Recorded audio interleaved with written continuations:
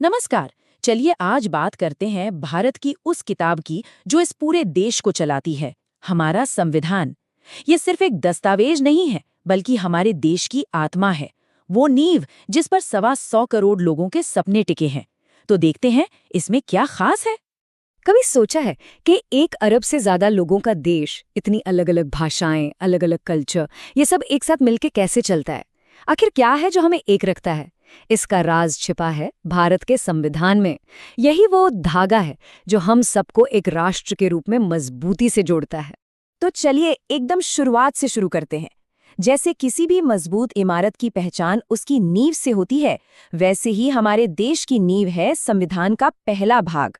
यही वो हिस्सा है जो बताता है कि भारत असल में है क्या, इसकी पहचान क्या है। संविधान का आर्टिकल 1 बहुत साफ साफ कहता है, भारत यानी इंडिया राज्यों का एक संघ होगा। अब देखिए, ये एक छोटा सा वाक्य है, लेकिन इसका मतलब बहुत गहरा है। इसका मतलब है कि राज्य अपनी मर्जी से अलग नहीं हो सकते और सब मिलकर एक मजबूत केंद्र बनाते हैं। अच्छा, अब आते हैं संविधान के उस हिस्से पर जिसे इसका दिल कहा जा सकता है। ये वो पन्ने हैं जो सीधे सीधे हम सबसे जुड़े हैं, जो हर नागरिक को ताकत देते हैं। ये हैं हमारे अधिकार और हाँ, हमारी जिम्मेदारियां भी। संविधान का भाग 3 हमें देता है मौलिक अधिकार। इनको एक तरह का सुरक्षा कवर समझिए, जो हर नागरिक को मिलता है और जिन्हें कोई सरकार भी हमसे छीन नहीं सकती। ये हमारे लोकतंत्र की सबसे बड़ी गारंटी है, सबसे बड़ा वादा। और इसकी शुरुआत होती है सबसे बड़े वादे से कि कानून के सामने सब बराबर हैं। मतलब चाहे कोई अमीर हो या गरीब, ताकतवर हो या कमजोर, नियम सबके लिए एक होंगे। कानून की नज़र में कोई भेदभाव नहीं होगा। फिर आता है एक ऐसा आर्टिकल जिसने समाज की एक बहुत बड़ी बुराई पर सीधा वार किया। अनुच्छेद 17 छुआछूत यानी अस्पृश्यता को एक दंडनीय अपराध बनाता है। ये समानता की दिशा में एक ऐतिहासिक, एक क्रांतिकारी कदम था। ये वो अधिकार है जो हमें सवाल पूछने, अपनी राय रखने और यहाँ तक कि सरकार की आलोचना करने की भी आज़ादी देता है। और हाँ, एक और दिलचस्प बात, प्रेस की आज़ादी भी इसी अधिकार का एक बहुत ज़रूरी हिस्सा मानी जाती है। ये शायद संविधान के सबसे ताकतवर अधिकारों में से एक है। जीवन का अधिकार का मतलब सिर्फ सांस लेना नहीं है, इसका मतलब है सम्मान के साथ जीना। सुप्रीम कोर्ट ने कहा है कि इसमें साफ हवा, पानी और एक स्वस्थ माहौल का अधिकार भी शामिल है। तो डॉक्टर B.R. अम्बेडकर ने अनुच्छेद 32 को संविधान की आत्मा क्यों कहा? सोचिए जरा। क्योंकि यही वो अधिकार है जो बाकी सभी अधिकारों की रक्षा करता है। अगर आपका कोई भी मौलिक अधिकार छीना जाता है, तो आप सीधे सुप्रीम कोर्ट जा सकते हैं। यही इसकी असली ताकत है। ये अधिकारों को सिर्फ कागज पर नहीं छोड़ता, बल्कि उन्हें हकीकत में लागू करवाता है। देखिए, संविधान सिर्फ अधिकार देकर रुक नहीं जाता, वो हमें हमारी जिम्मेदारियां भी याद दिलाता है।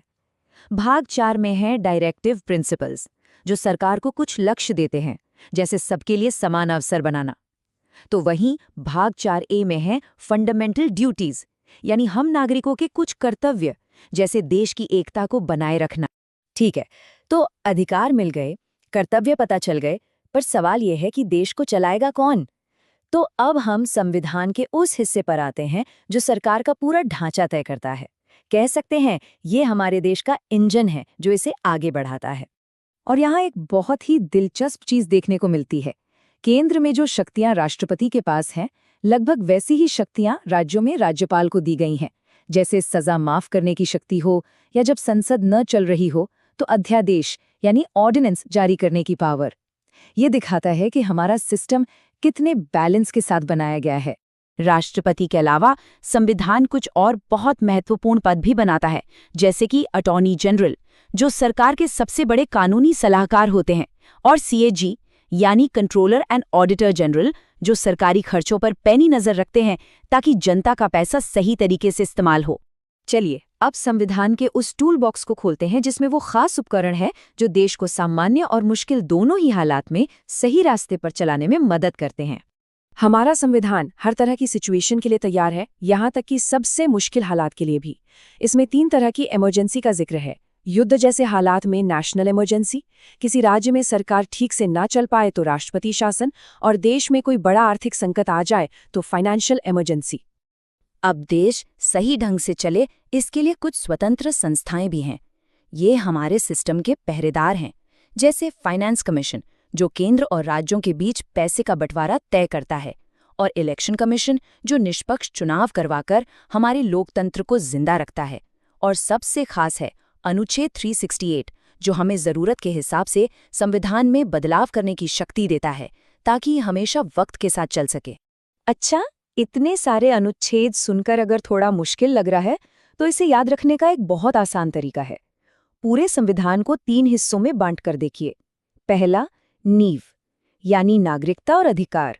फिर केंद्र सरकार कैसे काम करती है, और आखिर में राज्य सरकारें कैसे काम करती हैं। इस तरह पूरी तस्वीर एकदम साफ हो जाती है। तो ये थी हमारे संविधान की एक छोटी सी झलक, लेकिन ये सिर्फ एक कानूनी किताब नहीं है, बल्कि एक जिंदा दस्तावेज है जो लगातार हमारे साथ बढ़ रहा है, बदल रहा है।